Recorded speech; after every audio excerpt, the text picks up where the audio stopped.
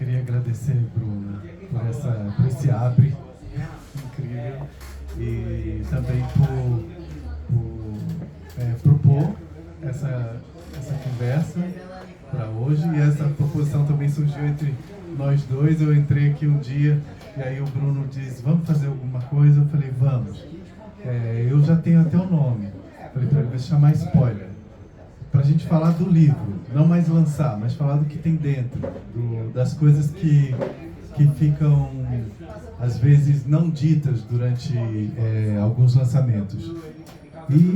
E aí eu convidei, não mais, não menos, claro, a pessoa, minha madrinha literária, que a Luciana, ela me conhece também desde pequenininho. E ela conhece o projeto desse primeiro livro meu, que também foi lançado pela Nós, e que hoje está esgotado. A gente tem até uma vontade de refazer uma nova edição, mas ainda sem data.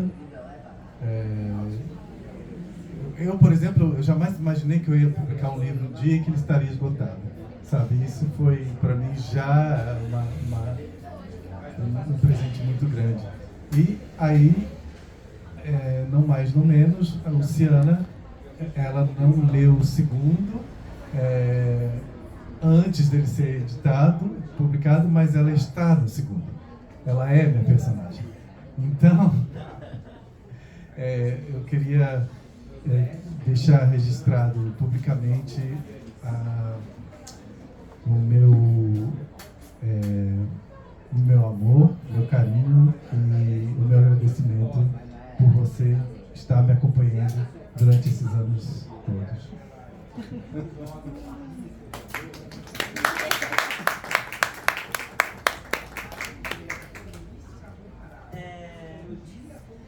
Tem que ligar? Tá ligado? Oi?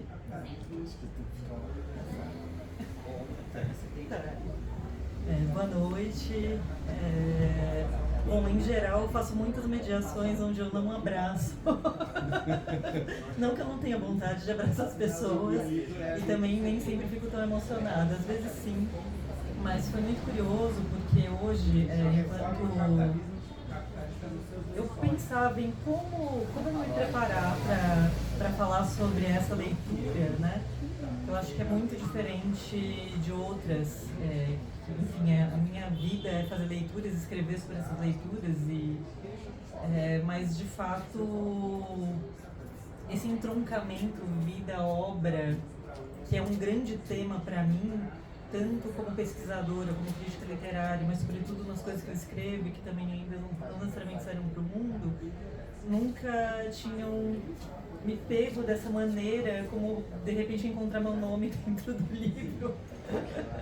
E de fato ter acompanhado tudo isso muito de perto, né? Nunca juntos, mas ao mesmo tempo, que é justamente o nome do primeiro livro do Wagner. E o que isso me toca assim, de maneira especial? Para mim é impossível, hoje, nessa noite, começar a fazer perguntas como alguém que leu, como crítico ou como jornalista que seja, para o Wagner. E eu acho maravilhoso que a gente esteja aqui nesse espaço realmente de pessoas muito íntimas. Eu sei que tem pessoas que não estão no mesmo tempo e lugar que a gente que vai assistir depois o vídeo, mas de qualquer forma esse encontro é sobre essa intimidade, né? O Wagner, quando eu conheço, é uma coisa muito imediata, né? Engraçado, assim, essa paixão que o Wagner desperta, mas a nossa primeira conversa foi na casa de uma amiga artista plástica que temos em comum. E ele vinha da dança e eu da palavra, só que na verdade não. Ele também vinha da palavra e eu de alguma forma eu também vinha da dança. Eu nunca dancei, gente, mas enfim, é uma arte sobre a qual eu escrevi por um tempo como jornalista. Então, esses cruzamentos do que parece, essas separações, elas foram cada vez mais mostrando que não faziam nenhum sentido nesse encontro, né? Até porque, como o Wagner acabou de falar, nós nos conhecemos desde muito pequenininhos, no sentido desse encontro, desse lugar realmente de infâncias que se cruzam. E eu acho que isso que eu queria trazer hoje aqui, claro, eu vou fazer algumas perguntas para o Wagner. Eu acho que vocês, sobretudo, querem muito ouvir falar do que eu, mas eu não tenho como não fazer esse depoimento. Apesar de conhecer o Wagner já há bastante tempo e ter acompanhado todo o trabalho, eu fiquei assim um pouco chocada do quanto eu não conhecia nada sobre o Wagner até ler a nudez da Copa Imperfeita, que tem um monte aqui para mostrar, tem um monte aqui na frente, né? Muitas cópias, né, dessa nudez. Por quê? De alguma maneira, esse encontro com o Wagner trazia algumas das minhas obsessões como leitora e como alguém que observa a arte de maneira geral, que é o deslocamento, o trânsito e o deslocamento que a gente vê nesse primeiro livro. E de alguma maneira as nossas conversas tinham muito a ver com isso e com as nossas afinidades literárias, né? A personagem, a protagonista do livro do Wagner, ela tem um nome que é o nome da Virginia Woolf, né? E que depois aqui na Nudez da Copa Imperfeita a gente descobre que tem uma outra pessoa que soprou, né? Deu um sopro de vida aí nesse batismo dessa protagonista, e a gente pode, já fica uma questão aí para o Wagner tratar. Mas, sobretudo, isso, assim, o Wagner nunca me pareceu uma pessoa, nessas conversas todas que a gente teve, que fosse obcecada em tratar de questões necessariamente memorialísticas. Me parecia sempre um trânsito e um deslocamento que ficava muito num presente, mas também para um adiante. Mas aí vem esse acontecimento, né, de característica extremamente traumática, né, que eu acho que não necessariamente a gente precisa ficar retomando aqui, como você prefere conduzir isso, vai. Mas enfim, você vive essa experiência do trauma. E o trauma, ele tem uma característica, tem um monte de psicanalista aqui, agora eu me senti oprimida, mas o trauma, ele é marcado, ele é marcado por essa repetição, né, por esse retorno. E é muito interessante, já que a gente prometeu que a gente ia ficar no que se formaliza como obra de arte, como obra literária nesse livro, é muito interessante a gente pensar que alguém que parte do corpo, do seu trabalho como coreógrafo, como performance, mas com a palavra sempre como base, mas quase como que uma raiz, né, que a gente, talvez pelas folhas e pelos frutos e pelas flores dessa árvore, a gente pudesse sentir, mas as raízes estavam no seu lugar, de onde devem estar, né, escondidas e sustentando tudo isso. Quando você escreve o livro, a gente começa a perceber muito claramente que de onde vem, né, essa base. Mas mesmo assim continuam ali camadas arqueológicas, né, de onde essas raízes se alimentam e buscam a sua água, com muitos espaços em brancos, com muitas, né, lacunas, com muitas... aliás, a Gabi Castro está aqui no bloco gráfico, acho que faz essa diagramação, esse trabalho muito bonito desses espaços, entendendo muito bem esses trânsitos mesmo na obra do Wagner. Quando, voltando, né, ao trauma que o Wagner vive, né, e que todos nós acompanhamos, né, que é essa morte mesmo, essa morte virtual, né, e esse livro, por muito tempo, eu lembro que vocês chamavam ele de Memórias Póstumas de Labette, né? depois a gente pode conversar um pouquinho também sobre essa troca de título. Todo esse projeto aqui, ele é quase como se tudo o que estava aqui no respiro, no espaço em branco, na lacuna, fizesse assim, não tem como não surgir, né? Então, do que eu estou falando? Nossa, Luciana, você está sendo muito metafórica, não estamos entendendo nada do que você está falando até agora. A questão é a seguinte, todos os dados empíricos que o Wagner vai levantando sobre as várias mortes que aconteceram de maneira virtual, a partir de tudo que ele viveu, as notícias, as leis, os depoimentos, tudo isso ele formaliza uma obra que vai justamente formalizar essa repetição própria do trauma, e cada vez que volta vem uma camada a mais ou uma a menos, enfim, vamos tendo reelaborações do retorno dessa experiência traumática, mas, sobretudo, uma necessidade que não existia aqui, que isso que eu estou chamando do que vem à tona, que é voltar a essas raízes, a essas origens e ligar uma coisa com a outra, como uma espécie de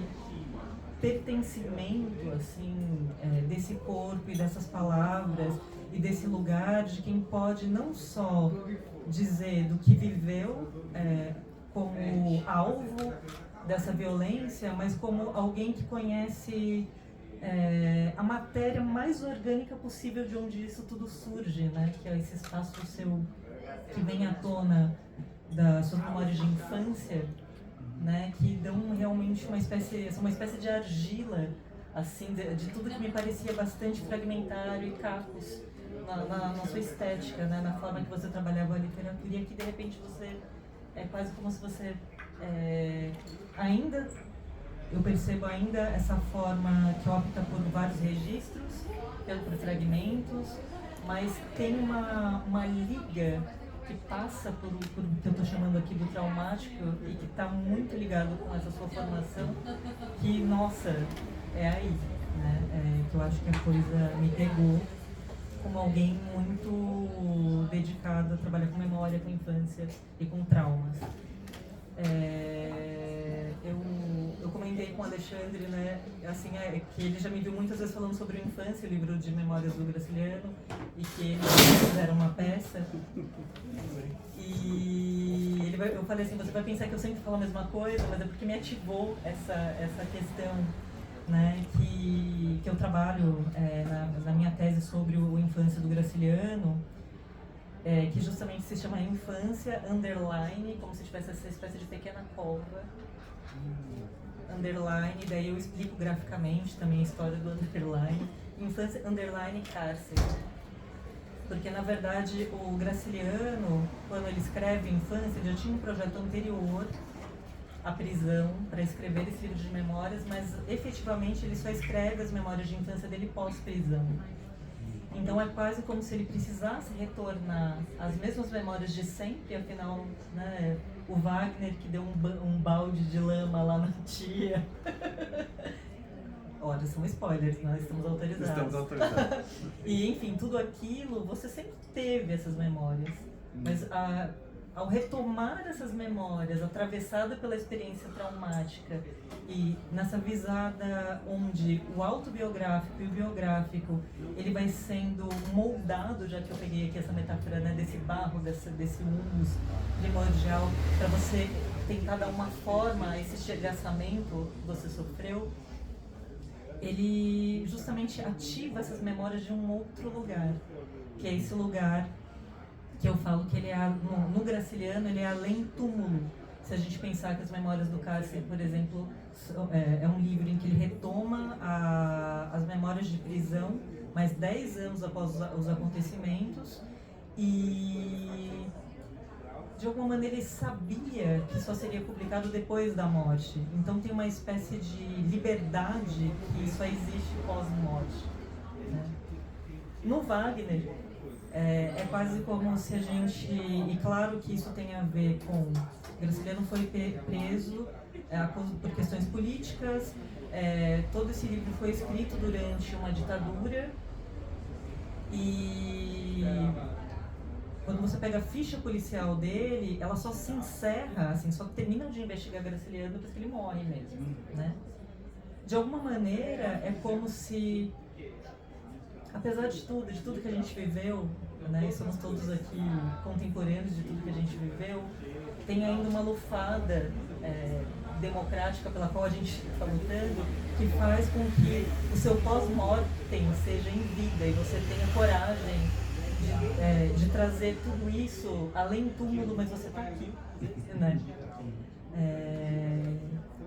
Então tem essa dimensão, né, que eu queria que você comentasse um pouco de memórias que voltam, mas voltam atravessado por esse trauma.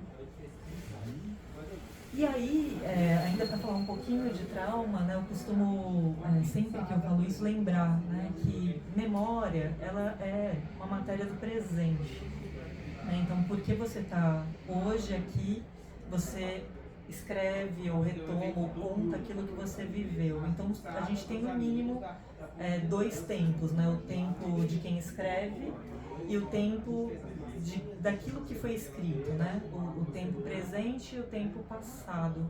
Mas não apenas quando são obras desse tipo, porque justamente é como se a gente pensasse arqueologicamente, já que eu estou tão no território da Terra aqui, e também fico muito impactada. Hoje mesmo eu revi no seu site as imagens de tumba, né? Às vezes uma cova rasa é mais funda do que a gente está enxergando. É quase como se a gente pensasse nessas faixas de terra, então aqui está a faixa do presente e aqui a faixa do passado, né? Tem algumas coisas que embaralham, como terremotos, ou outros tipos de abalos que são próprios do traumático, que vão deslocando pequenos fragmentos, pequenos cacos, que na infância a gente enterrou, como aquele caco do poema do Drummond, né? Aquela espécie de museu que toda criança tem de enterrar pequenas coisas no quintal.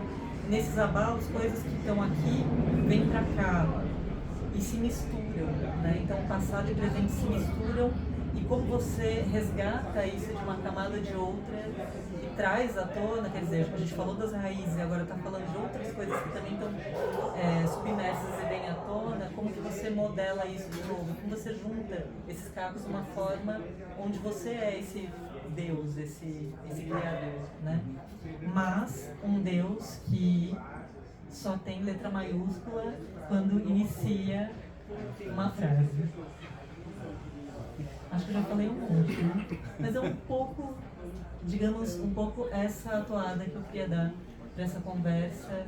Talvez, claro, não sei, se alguém quiser ouvir um pouco, talvez valha a pena você contar um pouco mais factual e depois indo para... Porque afinal tem gente assistindo a gente que talvez não saiba tudo. Mas já que a gente se propôs hoje conversar sobre a forma livre, sobre esse escritor que está aqui, eu acho que eu começaria por aí. Bom, obrigado, Lu, por me ajudar, inclusive, a atravessar a ponte, sair desse lado da ponte para esse daqui. Nossa, Gabi, eu te olhei ali e não te vi. Nossa, a Gabi, ela é responsável por todo o visual, o conteúdo, a forma do que a gente põe a mão hoje, do que eu ponho a mão e chamo de livro. Gabi, muito obrigado. Puxa vida. E ela tem uma participação muito importante no meu primeiro livro, que eu, inclusive está contado, está dentro do... está também registrado nesse segundo livro. Bom, eu estou fazendo um salto aqui, gente. Porque o primeiro livro ele tem espaços em branco, né? E ele é feito em 2 línguas, escrito em 2 línguas. E o meu problema maior no início era como fazer um livro ser publicado dessa forma, sendo que ele não é bilíngue. Porque bilíngue, geralmente, acho que no Brasil a primeira é português e a segunda é a língua de chegada. Na verdade, é sempre o texto principal fica na página ímpar, que é editorialmente a página mais nobre. Então, em geral, em português fica na ímpar e a tradução na par. Exatamente. E no francês... original na par e a tradução na ímpar. E no francês é exatamente o oposto. E como esse livro é realmente essa minha entrada na língua francesa e pensar esses dois territórios, deixar os dois territórios coabitarem, eu não sabia o que fazer. E aí um dia vem a Gabi e vem a Simone com essa ideia: nós vamos fazer não o espaço corrido, como eu tinha colocado antes, 2 línguas e o espaço corrido. Nós vamos colocar na diagonal. Então, português francês embaixo e o português em cima.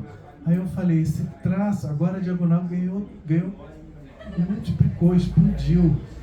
Porque antes o que era só um vão para baixo, agora se torna diagonal, que liga um continente ao outro. E eu pensei, esse espaço é o que precisava para esse texto ganhar vida, não ser nem tradução, nem um livro bilíngue de tradução, e não ser só literal. Ali ele ganhou 2 espaços diferentes. Então, isso eu devo à genialidade dessas pessoas com que eu posso dizer eu trabalho, mas que a editora Nós trabalha, né? A editora Nós trabalha, que trabalha comigo. Inclusive, a capa desse livro é a primeira vez que o bicho apareceu. Só que o bicho apareceu em cena. Eu me dobrava e desdobrava. Você viu esse espetáculo que se chama Transobjeto. E ao final do bicho desdobrar, eu me amarro com um pano vermelho e me dou de presente para o público. E eu me desamarro. E essa imagem também não foi escolhida por mim. Foi escolhida pela Bloco Gráfico. Quando a Simone me manda, Simone Paulino, minha editora, me manda a capa, eu falo, eu não acredito que a ligação é tamanha que a imagem todo esse objeto é realmente a imagem de quando o bicho apareceu pela primeira vez. Então a gente só entende essas coisas, isso que chama de sorte, eu chamo de aparição, porque realmente são pessoas que deviam trabalhar juntas, que estão realmente trabalhando juntas. Então ninguém está perdendo tempo. Parece que a gente está construindo tempo quando a gente está trabalhando juntos. Pessoas interessadas em coisas parecidas. Agora, eu queria voltar para essa questão da infância e da memória. Quando eu fui atacado, eu pessoalmente, e a arte, e todos os colegas, eu vou precisar de voltar a câmera um pouco para mim, para dizer como que eu cheguei nas memórias. Porque eu tinha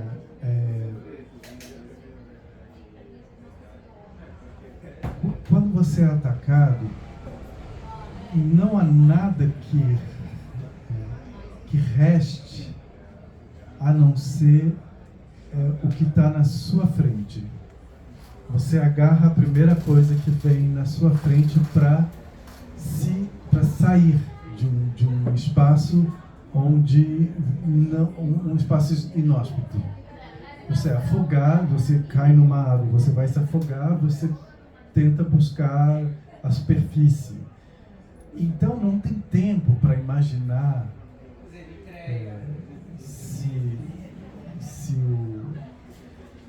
se respirar ou não faz bem, ou se você deveria respirar menos, tentar boiar, ou se você... enfim, todas essas técnicas que a gente aprende, elas somem, ou pelo menos sumiram comigo. Então, mas algumas coisas sobram dessa técnica que são geralmente projetadas pela intuição.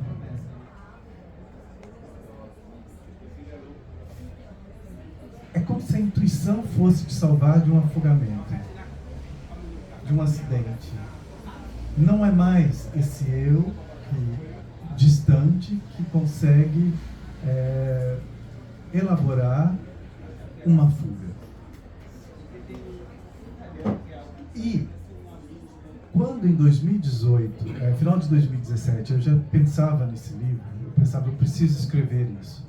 Porque era a única coisa que eu tinha nas mãos. Eu já não tinha mais trabalho, dignidade, parecia que tudo tinha ido para baixo. Risco era o que eu mais corria, quer dizer, segurança não tinha mais também. Eu falei, o que eu vou fazer? Porque eu não posso ficar sem criar. E aí, o que eu sei, o que eu aprendi é escrever e ler. E isso eu faço desde criança e desde a infância. Só que nesse momento eu estava num afogamento, e no afogamento não dá para ter distância para escrever. Eu precisava mirar uma coisa de longe e eu não conseguia mirar essa coisa, esse evento de longe. E a única coisa que vinha, que se sustentava enquanto imagem, eram imagens memoriais.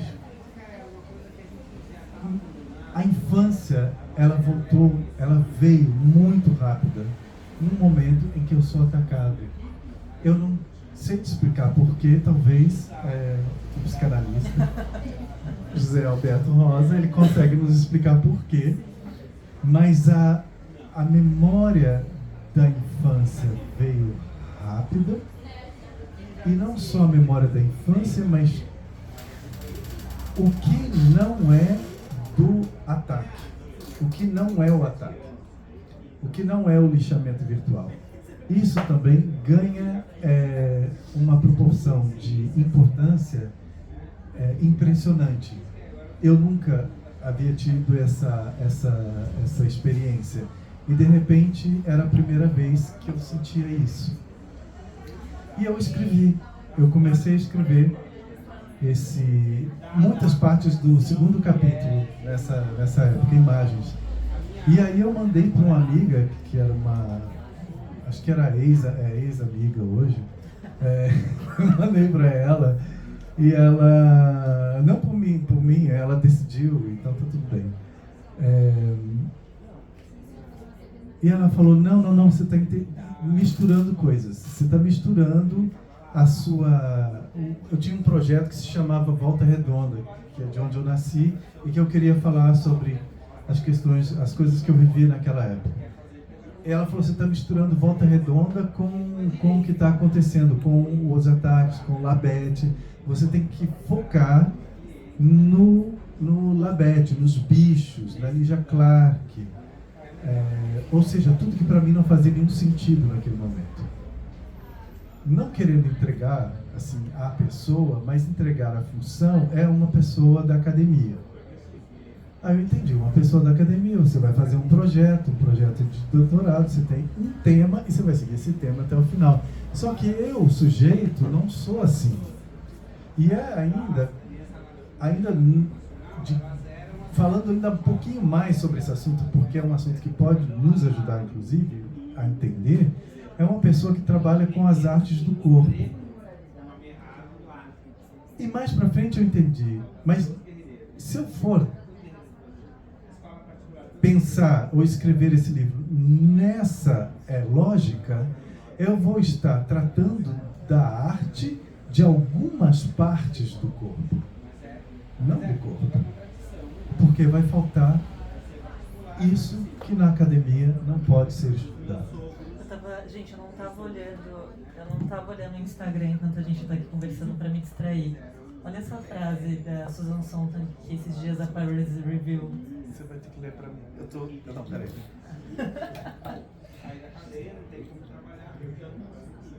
I've seen academic life. Eu vi,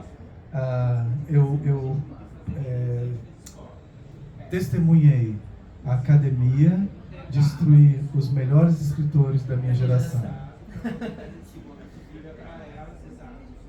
Eu não quero destruir a academia, mas eu acho que tem algo destrutivo na academia, que a gente pode falar disso, que é essa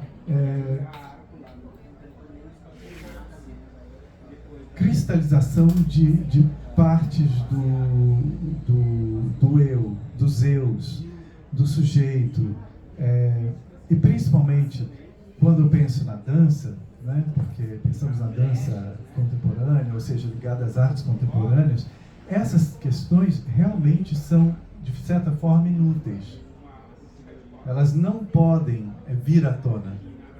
Elas têm que permanecer escondidas.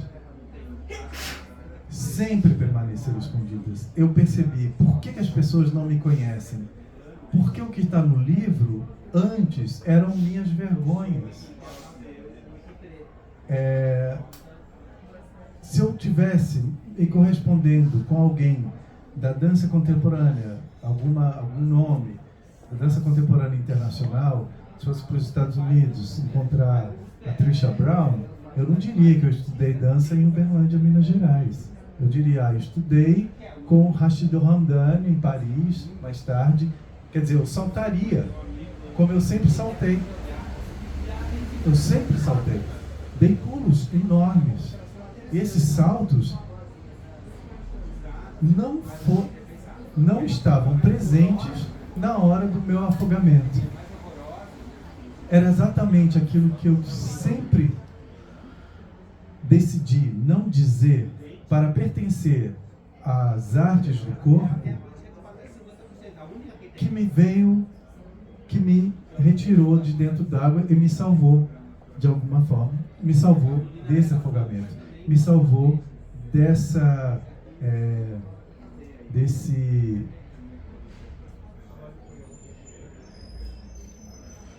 de estar conectado a um momento e a um tema que eu não queria me conectar, que eram os ataques, que não foram produzidos por mim. Não fui eu que fui atrás deles, não fui eu que criei isso. Então, eu não queria mais falar de Labette, assim como eu não queria mais dançar, e eu não quero mais dançar. Porque se para dançar eu precisar queimar esse livro, eu não vou conseguir. Principalmente porque o livro já está publicado.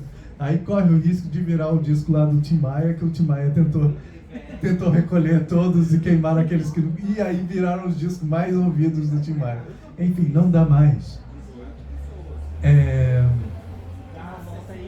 Uma volta redonda. Então o que eu fiz? Eu recebi um convite nessa época do Márcio Abreu, que é um dramaturgo, um dos maiores para mim no Brasil hoje, e ele dirigiu o Festival de Curitiba nessa época. Então ele me convidou, junto com outros 3 artistas que são colegas hoje, Michael K., Elizabeth Finger e Renata Carvalho, para a gente pensar as violências que a gente sofreu naquele momento e criarmos um momento para pensar isso que estava acontecendo, não só conosco, mas com a arte em geral, em 2017. E aí, esse livro ficou como algo que talvez não seja a hora de escrever. E aí eu fui me dedicar a essa peça que se chama Domínio Público, e que ela, inclusive, está no livro também. E um dia, quando eu voltei, quando eu estava em Paris, já passado esse período de fuga, né, de desvio da violência, porque eu não posso chamar o que eu vivi lá de exílio, porque eu já moro em Paris há muitos anos, eu encontrei uma amiga, e eu estava falando para ela eu estava muito nervoso, frustrado, deprimido, e ela viu isso. E ela falou: Wagner, você já leu o livro Le Lambeau, do Philippe Lançon? Eu disse: não, eu nem me lembro, inclusive, quem é Philippe Lançon. Ela falou: é o sobrevivente do Charlie Hebdo. ele foi o único que conseguiu, ele e mais uma outra pessoa, mas dos cartunistas, das pessoas que trabalhavam ali, ele é o sobrevivente. E ele escreveu um livro que está traduzido no Brasil como O Retalho. Não é, para mim, uma boa tradução do título, porque na minha cabeça o retalho é pano, pedaço de pano. E Le Lambeau é só um pedaço de alguma coisa. Por que ele chamou o pedaço? Porque quando ele pensaram que ele tinha morrido, quando deram um tiro no rosto dele, a mandíbula deslocou, ele perdeu essa parte. E ele chama essa parte na mão, quando tira do corpo, vira lambeau, vira pedaço, não vira retalho, vira pedaço. Mas se vocês quiserem ler o livro, eu aconselho, eu indico, e já está traduzido no Brasil. E eu fui ler esse livro. E esse foi um livro que me ajudou muito a pensar que quem é atacado não pensa só nos ataques. Ou os ataques começam... Um ataque não é reservado a um único momento. Existem contextos em que esse ataque precisa ser analisado e que não estão só condicionados ao momento específico da violência. Ou seja, ele começa o livro falando sobre uma peça que ele assistiu no dia anterior. Só que a gente não sabe que era o dia anterior. E ele começa falando sobre essa peça, sobre o que a namorada dele chamou, que era uma peça que ficava na banlieue de Paris, que são as partes mais longes, né? Que seria tipo aqui, seria Guarulhos. Você assistiu uma peça em Guarulhos, nos subúrbios de Paris, em que aí ele foi com a namorada dele, e que ele, voltando para casa, ele sentiu vontade de mandar uma carta para esse diretor de teatro, que era um diretor novo, e aí você lê a carta inteira no livro.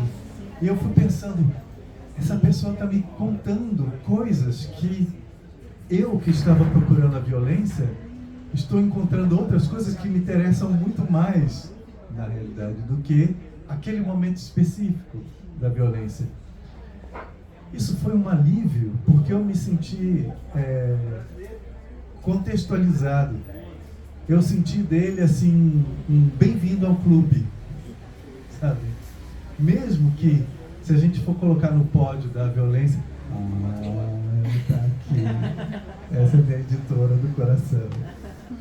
Se a gente tiver, colocar as coisas no pódio da violência, claro que eu não posso comparar o que aconteceu comigo ao que aconteceu com ele, mas a gente está juntos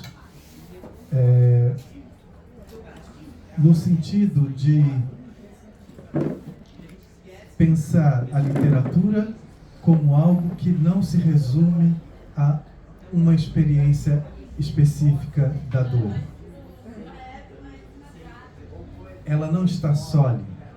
E ele não está só naquele momento enquanto escritor. E ele, inclusive, ele é jornalista. Ele poderia simplesmente criar um livro, relato de um momento específico, mas ele diz, isso daqui não é o acontecimento. Isso daqui também é uma experiência que vem a partir do acontecimento. E tem outras coisas muito importantes que vão ajudar a entender o autor que passa por um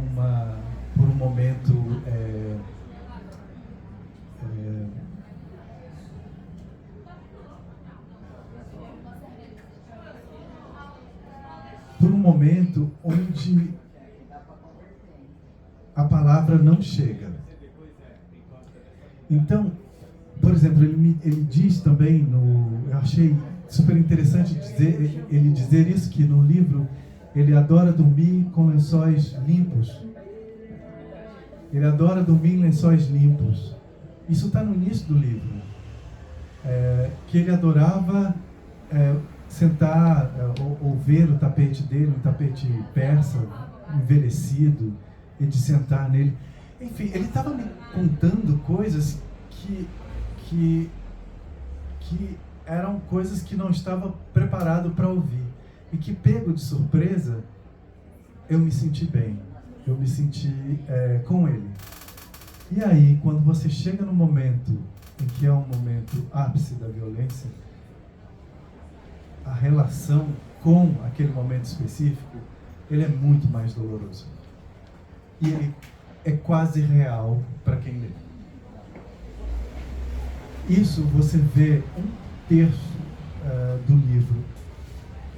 Da metade até o final do livro é ele no hospital. A relação dele com as enfermeiras, com o hospital, com o processo de cura, com uma amiga que veio conversar com ele e que ele não conseguiu lidar com ela enquanto ele estava sendo atacado, porque ela se projetava na frente dos ataques.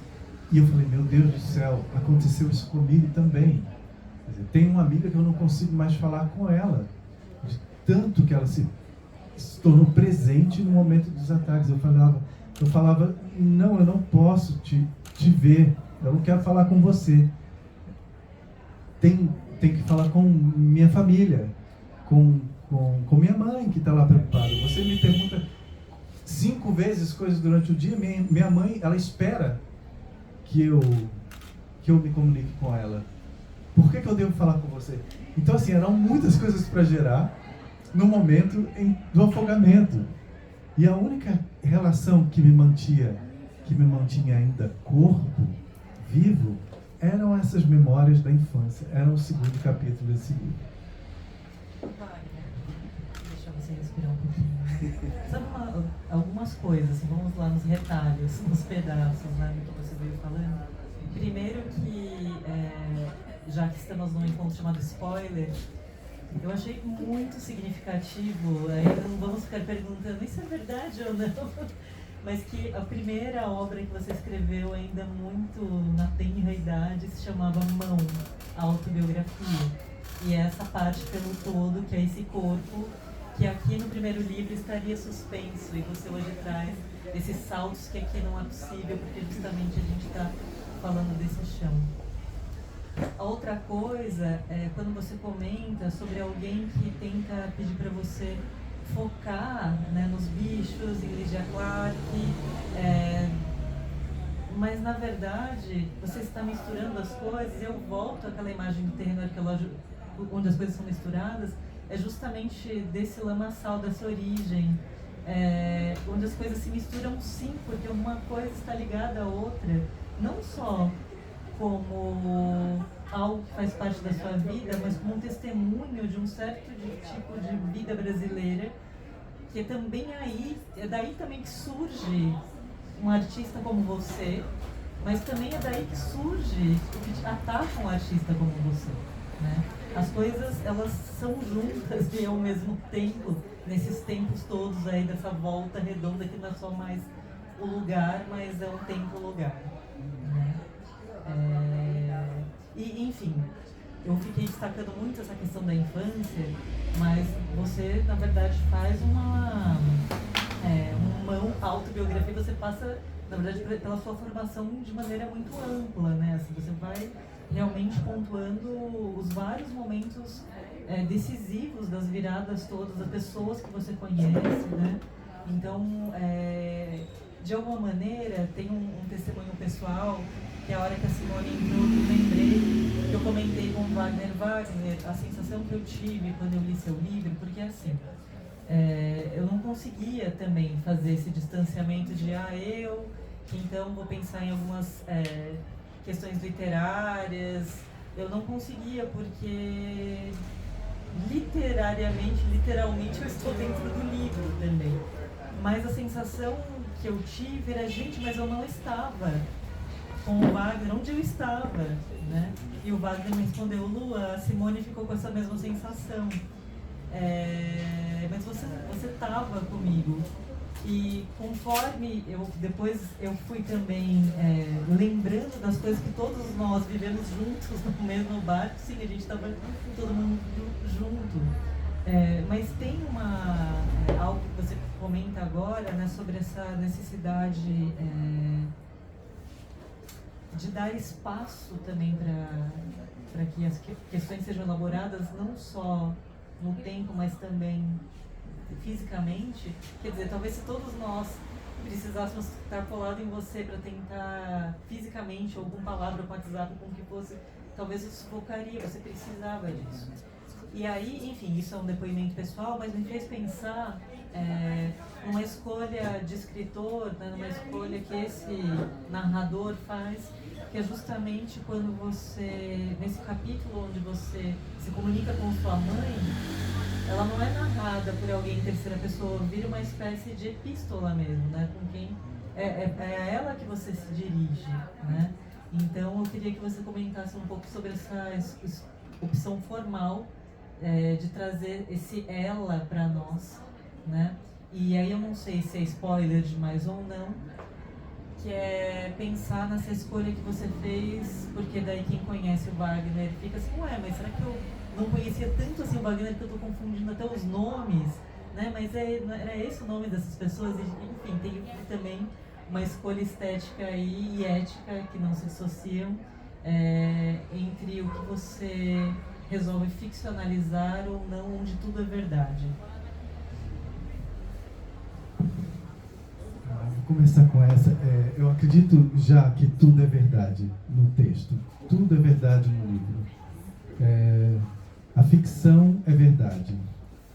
Ela te aporta... A tela é verdade. A gente olha para a tela, a gente está num momento verdadeiro. Para mim, eu não quero criar essa dissociação entre o que está do lado de fora e o que está do lado de dentro, o que está no virtual e o que está no real. Claro, são experiências diferentes. Aqui você está do meu lado, eu te toco, mas a Luciana também existe num outro formato dentro do telefone. Então, é uma realidade, é um real, é um fato. E eu pensei, por exemplo, essa é uma grande diferença entre o meu romance e o livro do Philippe Lançon. Porque o Philippe Lançon, antes do livro abrir, ele diz, tentei conservar o nome de algumas pessoas como eles geralmente são. Não tentei preservar o máximo de nome das pessoas. Se eu fosse o editor dele, eu já diria, tira isso. Não faz sentido, isso é um livro. Isso é um livro. Eu acho que eu não estou pegando no evento. Principalmente que não dá para transportar o evento para um livro. A gente está criando o tempo da literatura dentro do livro. É isso que tem uma parte que eu falo disso no livro. Para o leitor, não. Será que o leitor entende que o tempo da escrita não é o tempo do acontecimento? Eu levo, às vezes, um dia para escrever um parágrafo. Um parágrafo a gente lê em 30 segundos. Então, assim, esse distanciamento já cria a noção, já deveria dar a noção para um leitor que isso aqui é um livro, isso não é a experiência.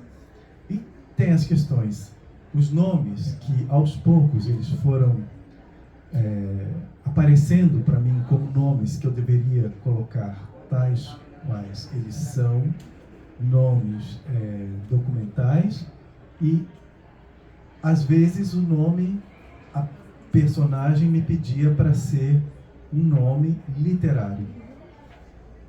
Não um nome fictício, mas um nome literário, um nome que cabe nesse texto, desse jeito, por diversas questões. A questão, por exemplo, de usar sigla para mim, muitas vezes uma das opções, quando eram documentos, era por conta da advogada. A advogada disse que você não deve dizer esse nome deve ser com sigla. Você deve colocar D.C. E isso deve ser dessa forma que você deve se dirigir a essas pessoas no texto. E eu pensei, tem cenas no livro que se tornariam ainda mais fortes se eu, ao invés de colocar o nome e sobrenome de uma pessoa, colocasse a sigla dela. As pessoas se conectam mais porque imaginam que aquele nome seja proibido de aparecer. E é proibido.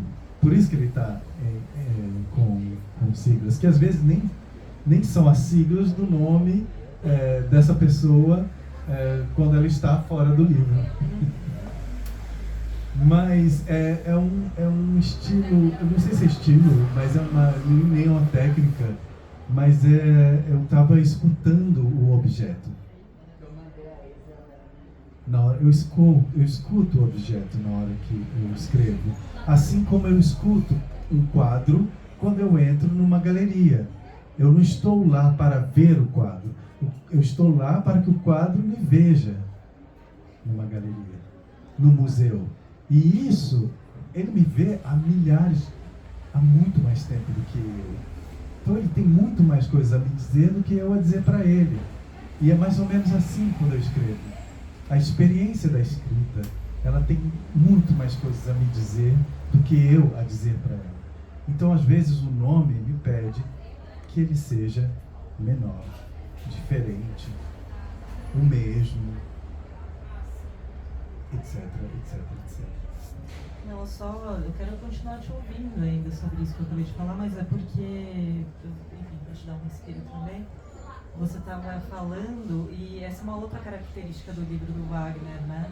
É uma pessoa que é um pensador, é alguém que está o tempo todo realmente lançando reflexões em torno de como formalizar tudo isso. Então, essa resposta que ele acabou de dar sobre esse tempo da escrita, você falou e eu lembrei que era um trecho que eu tinha dobrado aqui, que é justamente quando ele diz: a velocidade com a qual seus olhos percorrem as linhas de um livro não se relaciona com o tempo da experiência do escritor. Um livro se apoia no tempo da ficção. A leitura garantiria a transferência? É uma pergunta. Sim. A leitura garante a transferência? Então, é essa questão. Essa é uma questão também que me conecta a esse pedido inicial dessa colega de trabalho que disse que eu deveria só escrever sobre um tema. É um negócio, ou eu faço, e aí é um livro... Obrigado, Bruno. Ou eu faço desse jeito e isso se torna um livro... que existem livros dessa forma, mas que provavelmente vão me fazer esquecer o que mesmo Eliane Brum diz, e que está também configurado nesse livro, quando ela diz: depois de 4 meses trabalhando na minha primeira entrevista, que a gente demorou 4 meses trabalhando, antes de publicar, um dia antes, ela vira e diz que está faltando corpo. E eu acho aquilo um absurdo, ela me dizer aquilo. Eu fico puto lá em Paris. Como você pode me dizer isso, depois de tanto tempo trabalhando juntos? E realmente estava. E eu só deixei o corpo aparecer quando ela falou... Quando ela me manda aquela resposta que está publicada aqui. Eu pedi, inclusive, claro, a autorização dela para publicar a nossa conversa antes da entrevista ser publicada no El País. E eu digo... E ela me manda aquela resposta dizendo que estava preocupada. Porque o que eu disse para ela é: se eu digo mais, quem vai se responsabilizar por isso? Você vai se responsabilizar por isso? Quem são esses 2 amigos que leram essa entrevista e que estão dizendo que eu deveria me expor mais? Quem são essas pessoas? Eu não conheço vocês. Eu não conheço. Não sei quem vocês são. são jornalistas. E aí ela me manda uma mensagem bem grande, e quando ela me manda a mensagem eu digo, me liga. E é a primeira vez que eu ouço ela, porque até então foram 4 meses dialogando por e-mail, porque ela queria conversar comigo, mas eu não queria falar com ela. Eu não falei com nenhum jornalista. Nenhum. Eu não falo com ninguém, eu falo com os meus amigos nesse momento, eu escuto os meus amigos, porque nem elaborar frase eu estou conseguindo agora. E todos eles me diziam, não, jornalista não, jornalista não. Mas quando ela me diz, ela me liga, aí eu escuto a voz dela, ela fala, vamos fazer um exercício, que é o que ela diz no livro. Você diz, eu escrevo o que você diz, e eu te mando de volta. E ela sempre deixava claro para mim, ela falou, está sempre claro, você é que dá a última resposta. Se você disser, essa entrevista não vai ser publicada, a gente não vai publicar. E aí quando eu leio o que eu escrevi, quando eu leio o que eu disse, que ela escreveu, aí um campo magnético entre mim e as outras pessoas voltou a funcionar, sabe?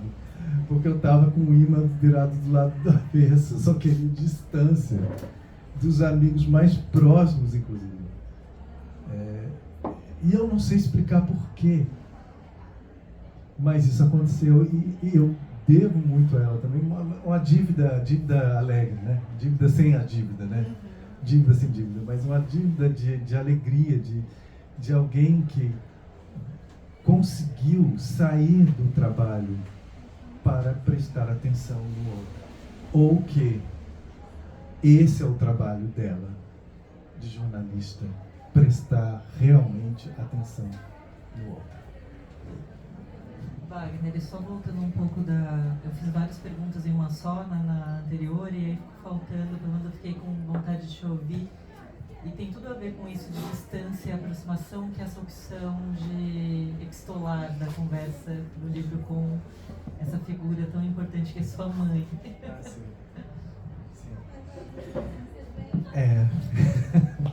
Mãe. Eu vou achar pra Simone, porque a Simone... Por que você olhou pra mim? Porque a Simone... olhou pra mim. A Simone fala muito sobre ser mãe nos posts dela com os filhos dela. Eu leio, mesmo que em silêncio eu leio, eu acho bonito.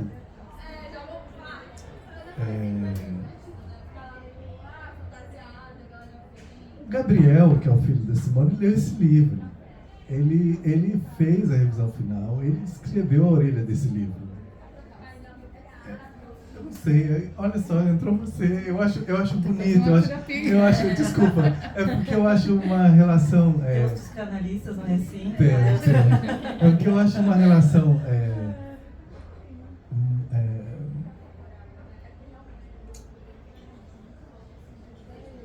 porque tem no livro a língua materna, né? Que eu chamo de língua, a gente chama de língua materna, e eu fui pensar nisso mais pra frente. Por que língua materna, né? Porque eu digo que quando eu vou para Paris, eu aprendi a língua paterna. A língua francesa é a minha língua paterna. Tem tudo de pai nessa língua, sabe? De estrutura, de acolhimento também, de me ajudar até a entender a língua materna de alguma forma. Mas ela é mais seca, mais árida para mim.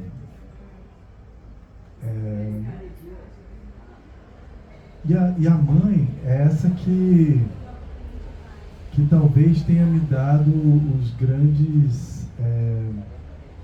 tenha feito as grandes descobertas literárias para mim. Por isso que ela é tão presente. Meu pai é o paterno, é o árido, mas é aquele que acolheu, que diz, vai ser gosto da vida. Mas se não fosse o desespero da mãe para transformar uma situação que parecia intransformável, eu talvez não conseguiria escrever ou pensar ou ativar a memória, saber como ativar a memória, saber como falar sobre ela, sobre os acontecimentos. Eu acho que esse fluxo do arrebento, né? Esse fluxo da criação, do nascimento, isso veio da mãe, isso está na mãe. E não sou só eu que digo isso, o Roland Barthes, eu acho que é um dos maiores eventos de mãe do mundo, né? Porque é um homem que vai falar sobre a câmera clara, metade do livro é sobre fotografia e metade sobre a mãe dele. E a gente se pergunta como que um intelectual francês consegue fazer isso. Ele é o único que conseguiu.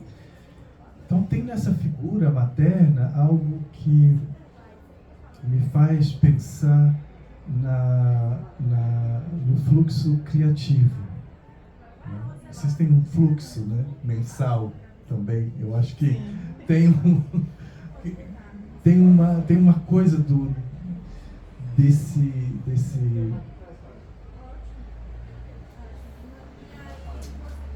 dessa predisposição ao movimento, de algo que nunca se estanca, sempre se renova, é duro, mas ao mesmo tempo também é mole, eu me sinto encapsulado, sabe, guardado nesse invólucro materno, mas ao mesmo tempo expulso dele. É ela que me expulsa de Volta Redonda, é ela que me expulsa do meu quarto, é ela que me expulsa do anonimato. Ela que te expulsou do útero. Ela que me expulsou do útero, que eu ficava dando cabeçada. Exatamente. Então, assim, é ela que acolheu as minhas primeiras cabeçadas. Ela acolheu isso. E ela soube como resolver isso lá dentro. Quando ela... Bom, eu aprendi música muito cedo. Eu não vivo sem música. E mais tarde eu fui descobrir, isso está no capítulo do livro, como a gente está falando de spoiler, que eu não ouvi música depois que eu nasci. Eu já ouvia quando eu estava sendo criado. Porque eu chutava muito a barriga da minha mãe e um dia ela realmente encosta numa caixa de som. E ela está ouvindo uma música. E essa música me acalma e eu paro de chutar. Então para de doer. Então, eu não sei, tem umas coisas também, os viados são muito conectados à mãe também, de alguma forma, eu não sei porquê, mas tem muito viado escritor que também é muito conectado, Barthes é um deles, que é muito conectado à mãe, assim. O Walter Hugo, né? O Walter Hugo, mãe. Nossa, mas o Walter Hugo, eu não sei qual que é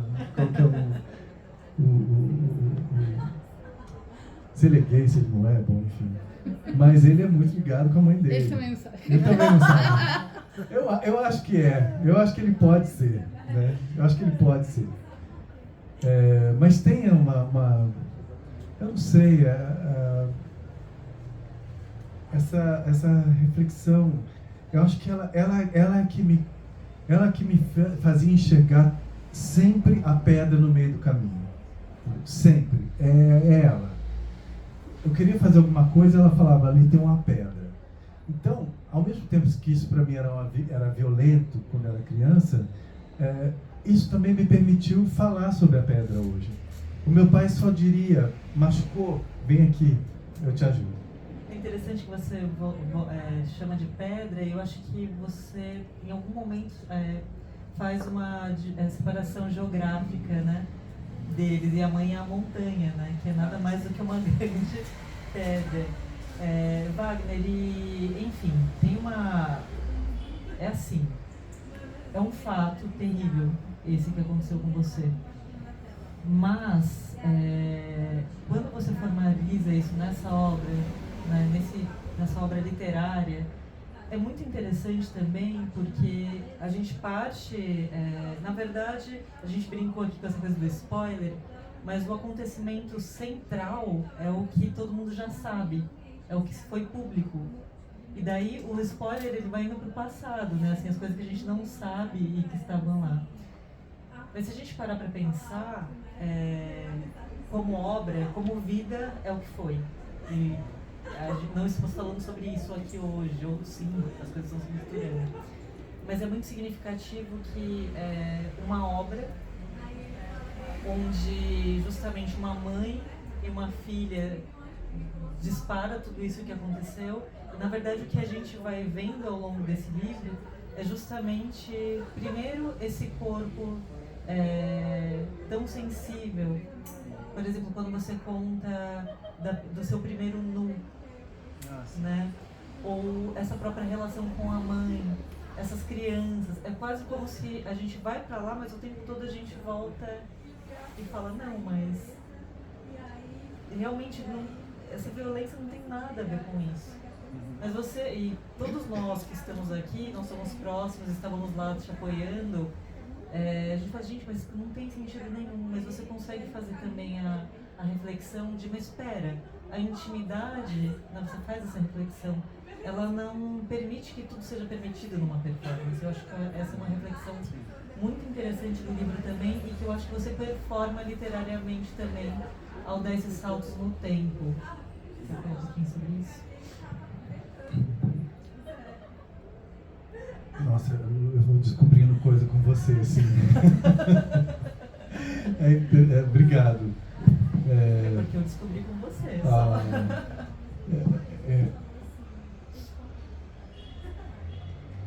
Assim, a primeira coisa que me veio, assim, nesse incidente, né, foi mapear, que essa é uma construção talvez ainda super acadêmica, inclusive, e talvez até das coisas que eu estudei para ser coreógrafo, né, fazer um mapeamento do evento. E eu tive muita vontade de ir para as origens, muita vontade. Assim, a primeira vez que eu fiquei pelado, a primeira vez que eu fui violentado, a primeira vez que eu violentei, e aí eu fui regredindo. Eu sentia que eu estava indo para trás, mas era para procurar uma resposta para o presente. E eu sentia que... Acho que eu me perdi.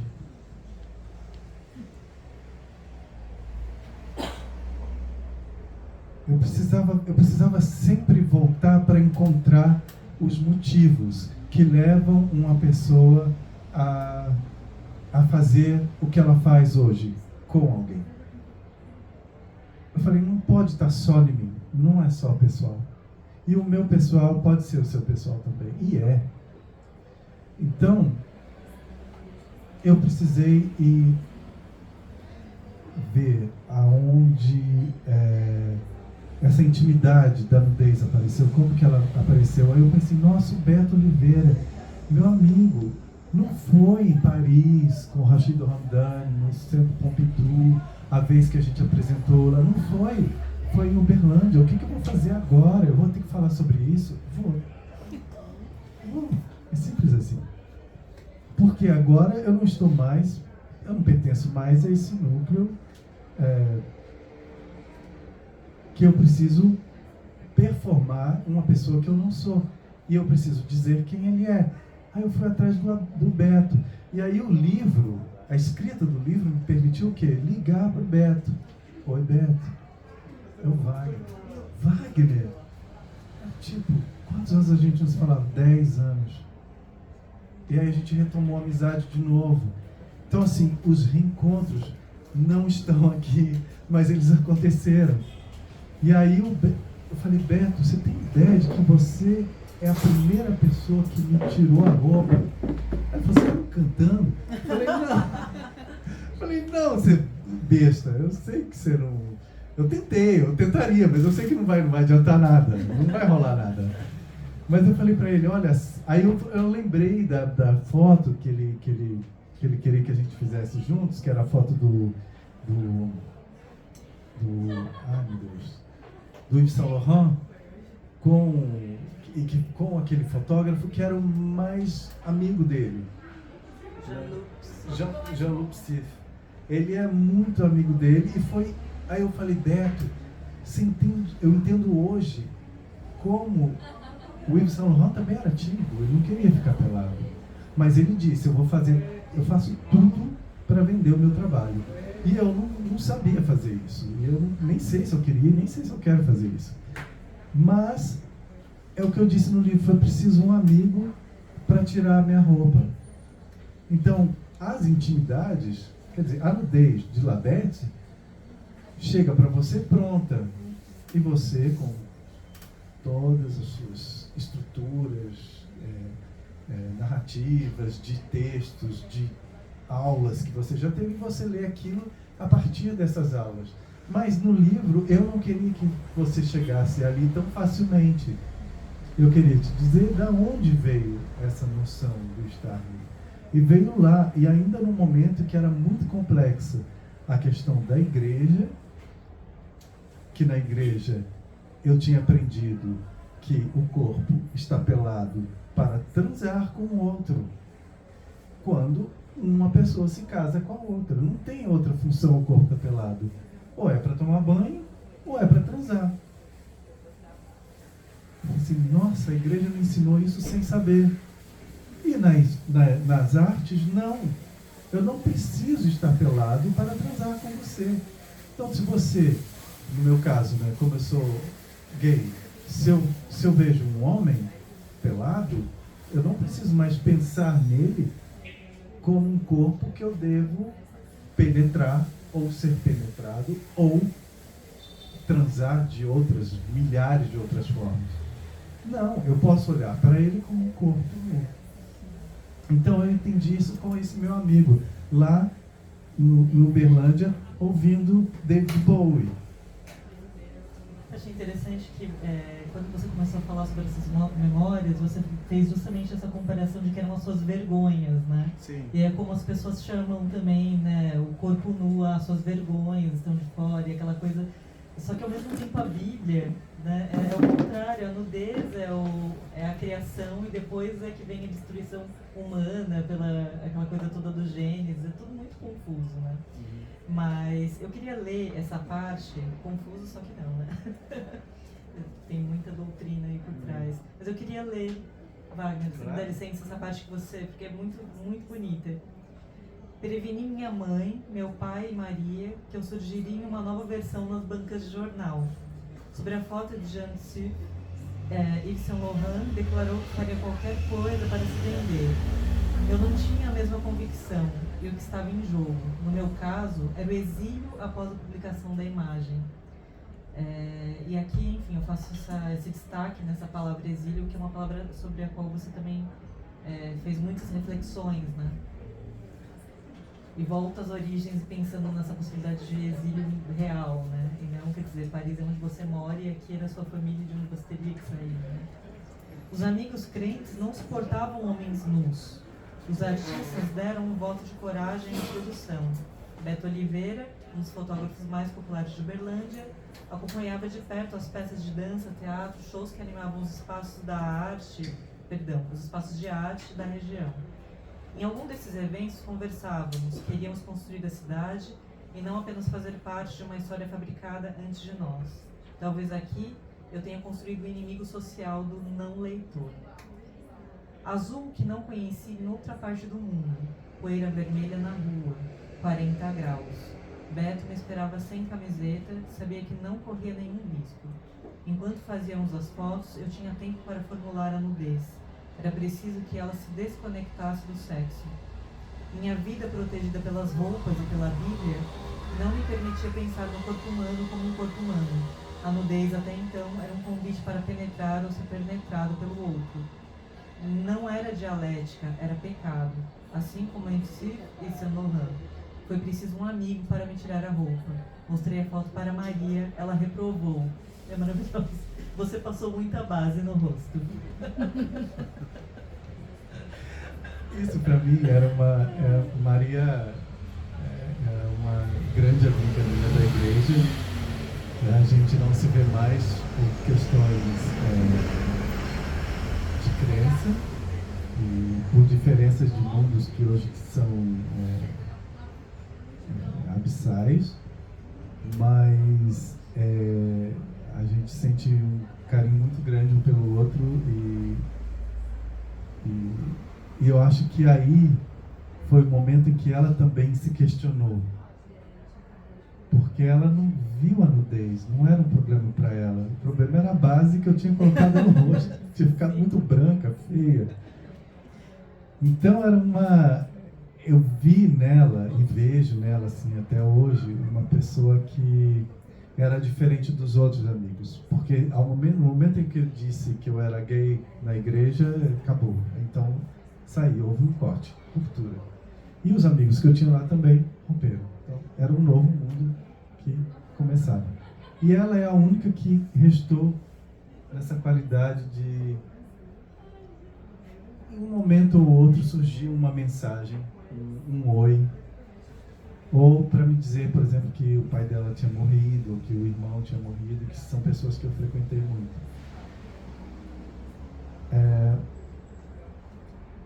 Essas intimidades foram importantes para mim, para pensar que, para dizer que essas coisas que chegaram no telefone das pessoas muito rapidamente, não vieram de qualquer lugar.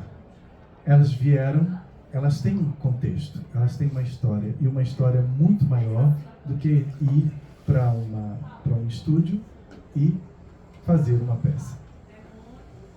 A peça Labete, ela não nasceu em 2005, ela nasceu em 1972. Para chegar a virar Labete demorou tantos anos, 30 e poucos anos.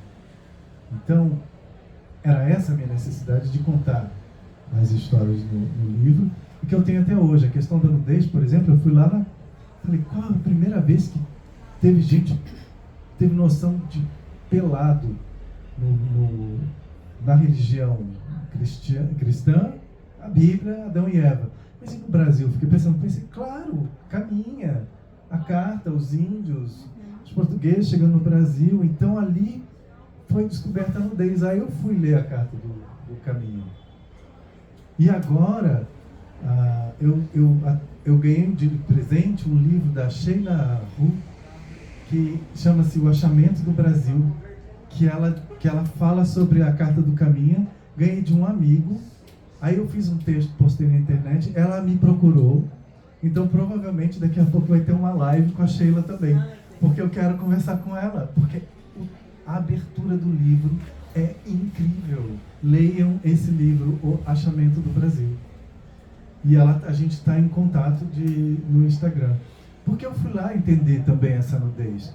E aí, claro, eu podia dizer, bom, nós indígenas, né, que já fomos indígenas, mas eu não sou indígena. E a minha ideia, nessa minha leitura da Carta do Caminho, foi tentar entender, e foi dificilmente compreender, que eu sou filho dessa nudez indígena e do beijo na cruz, e da roupa que faz, que veste até hoje o português e hoje os brasileiros. Que eu não sou nenhum nem outro. Que essa nudez que eu sou o fruto aí materno dessa junção entre índios e portugueses. Claro, mas como Adão e Eva seria. E depois com os outros tantos raças e povos que chegaram até aqui. Mas que mas o que era importante para mim, e o que é importante para mim foi ver que na hora de julgar a nudez de Labete, as pessoas julgavam essa nudez como os portugueses que chegaram ao Brasil e que viram os indígenas, como dizendo que aquilo era uma vergonha, falando sobre as vergonhas dos indígenas, mas no caso lá das indígenas, né? mais das indígenas do que dos indígenas. A gente já passou de mais de uma hora de encontro e eu fiquei aqui monopolizando o Wagner, mas eu imagino que vocês também queiram fazer perguntas, né? Então, se alguém quiser, eu levo o microfone e daí ou a pessoa tem que vir aqui para ela aparecer também, como que é? Eu acho que a gente poderia encerrar a parte da gravação tá, e a gente a abre. gente fica mais Tá legal. tranquilo e fica sem problema. Sim, eu não sei se, como vídeo, se você quer fazer alguma fala final. Fala final, leia um livro do Tim Maia. Leia um livro, Tim Maia.